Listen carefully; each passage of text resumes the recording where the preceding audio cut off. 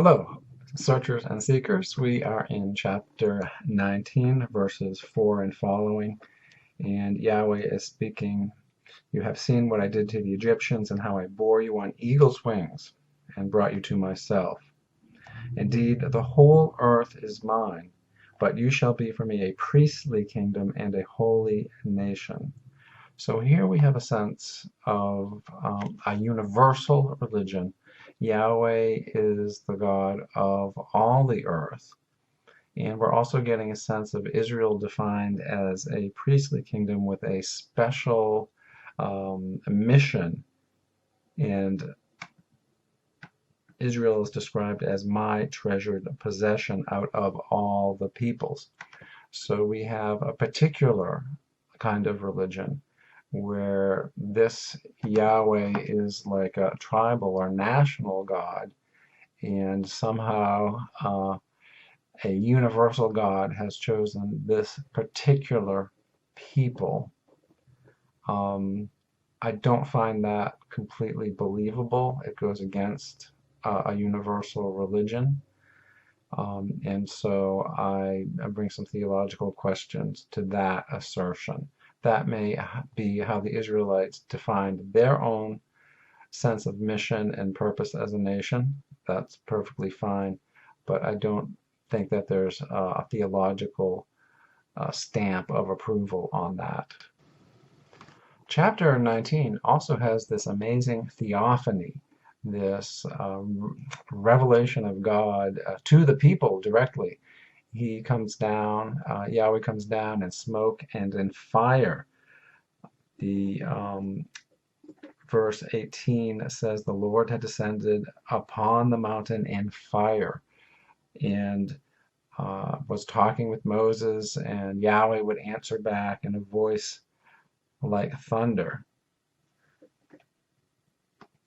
There was a blast of a trumpet, and all the people trembled. So this is an amazing theophany that's usually not recounted, but here we see how the religion of early Israel looked upon a revelation of God differently than Yahweh as a person who looks like us, a sort of a humanoid or human form person.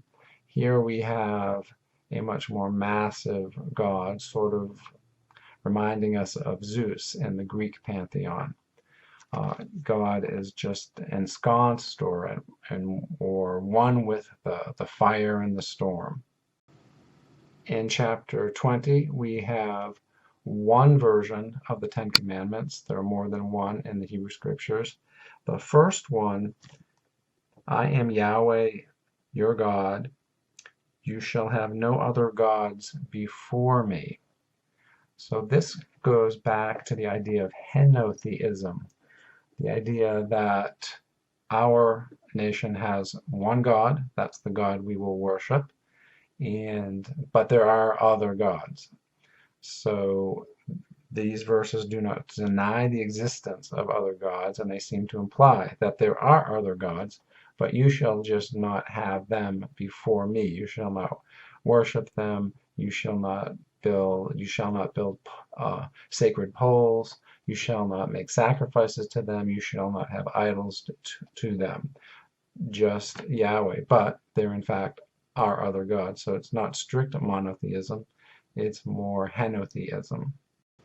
Verse 5 describes Yahweh as a jealous God who will punish children for the iniquity of their parents to the third and fourth generation, yet shows steadfast love to the 1,000th generation. Technically, that's not very good in terms of recognizing the separateness of parents and children. But maybe it's just a linguistic way of saying God shows his steadfast love for 1,000 generations. In verse 7, there's the idea of not making wrongful use of the name of Yahweh. And the later biblical tradition interprets this in terms of oaths. You shall not make an oath using the name of God. I promise on God's name that I will return this.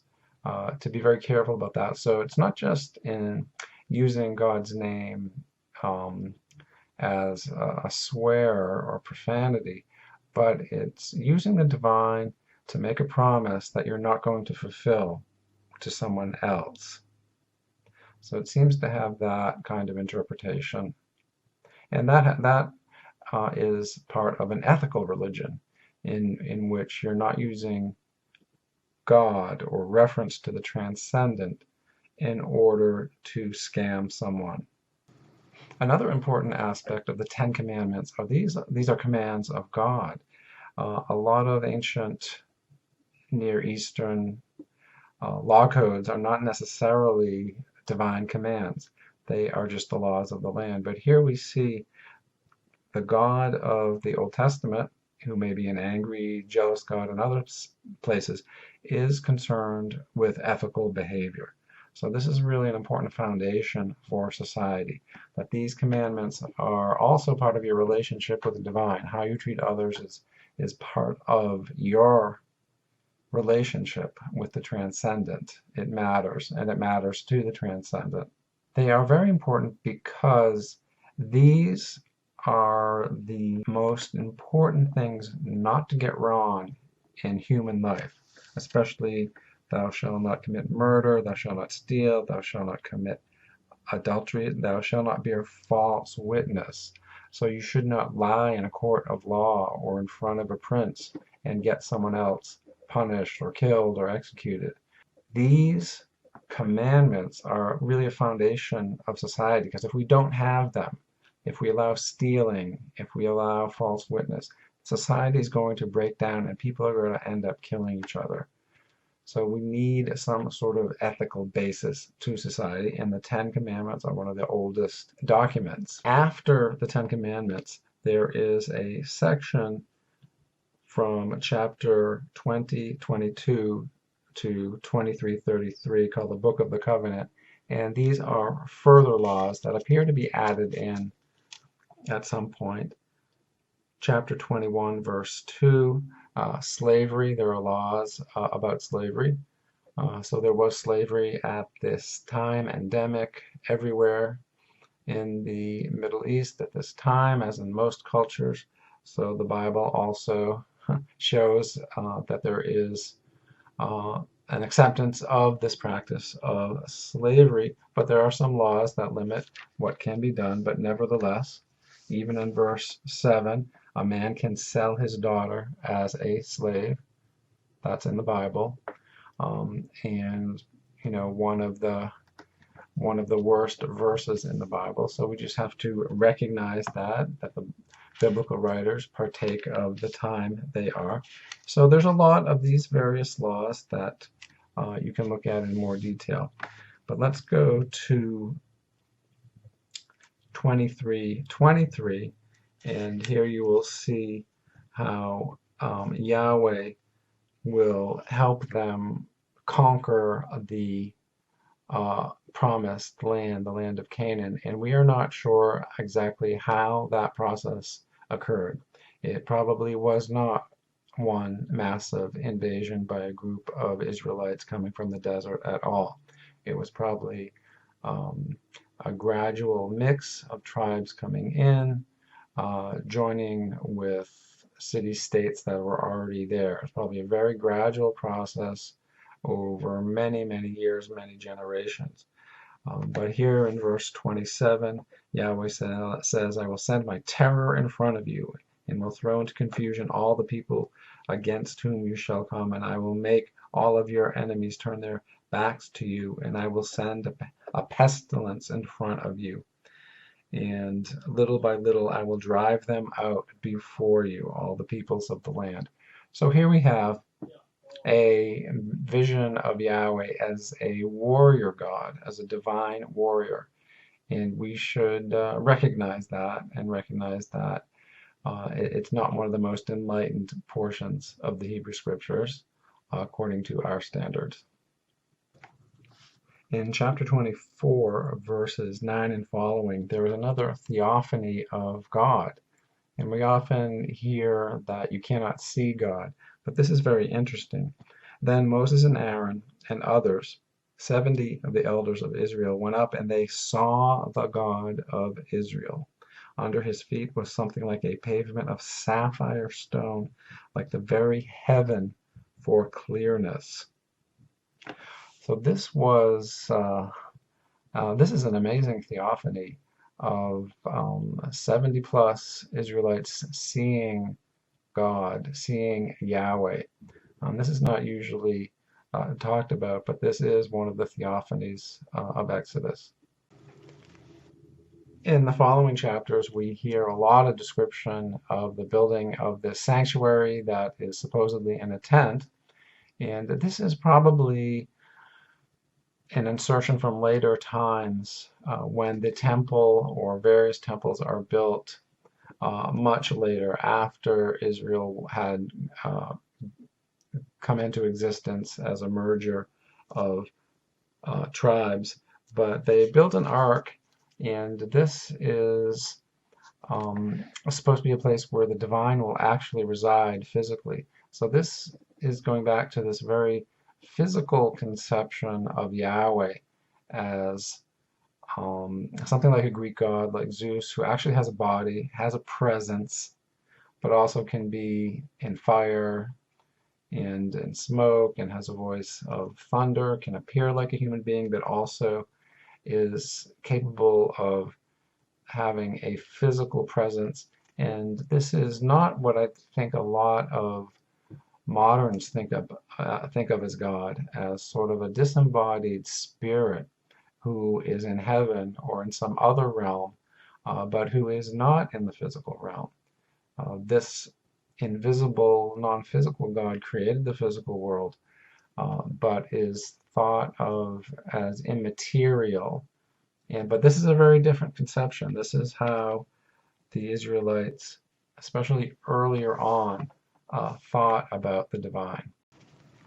In particular, I'd call your attention to chapter 25, 17, and following, and then you'll see how the Ark of the Covenant is described. In chapter 30, verses 11 and following, there is a registration of the Israelites, and they are required to pay half a shekel to the Lord as an offering to the Lord. So here we get a kind of national religious tax.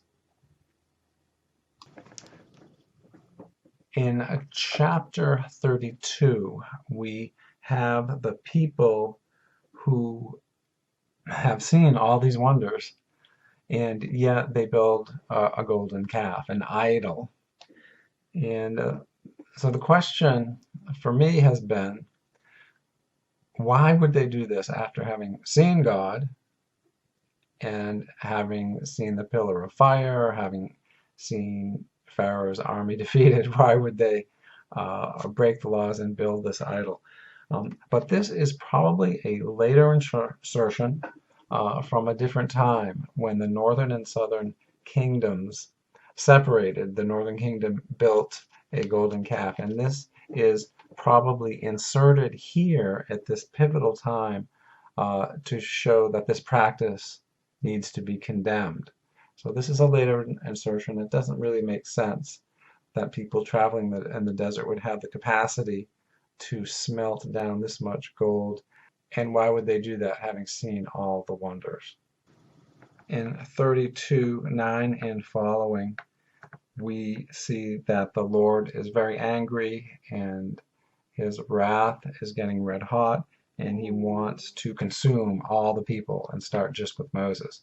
So this shows the nature of Yahweh as a very emotional, angry God, almost like a human being writ large, with these massive emotions that dictate God's behavior. However, Moses is actually able to change his mind in verse 14. And Yahweh changed his mind about the disaster he planned to bring to his people. So not only is God very emotional, but he changes his mind based upon a discussion with the man Moses. Then he makes stone tablets and gives them to Moses. But there is not a peaceful resolution, and God tells them to bring out their swords, and eventually, according to the text, 3,000 people are killed because of the calf and the golden calf, and the Lord sends a plague on them, and the Lord says that he will not accompany them, but he sends an angel. In 34:29 and following, the face of Moses becomes shiny because of his time spent in the presence of Yahweh. So sometimes he would wear a veil.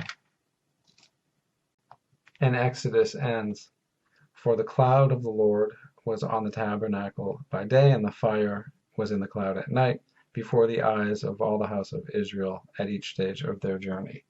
So we've had this amazing series of theophanies in Exodus, some more believable than others. We've had this physical conception of God.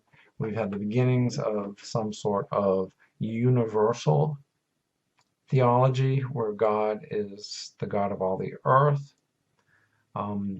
We've had Yahweh being very emotional, and we've had the Ten Commandments, which are an ethical signpost and standard for Western culture. And I'd like to stress that there are many different facets and aspects of Exodus. Some are more believable than others, some are more ethical than others, but we should not try to read in our ideas, but to understand the people of the time. We've also had later insertions put into this time frame. I wish there was a good word for that. But insertions about the golden calf and the building of the ark are put back into this time because this is such a pivotal time. So if you have important theological points to make, put them here. So the question is, at some point, did someone do that? Who did that? And someone knew they were writing into past history, distant history, something that did not occur then. So there's some dishonesty with that practice of writing into the past, the distant past, the things that are current or in the recent past. There's something dishonest about that practice. And now scholars are beginning to see evidence of that. But that is actually sort of standard practice in the biblical tradition. If you have something important to say, you put it in the mouth of one of the prophets, or you put it back in ancient times. That was standard practice. I don't think that makes it any more honest, but it is important to understand that.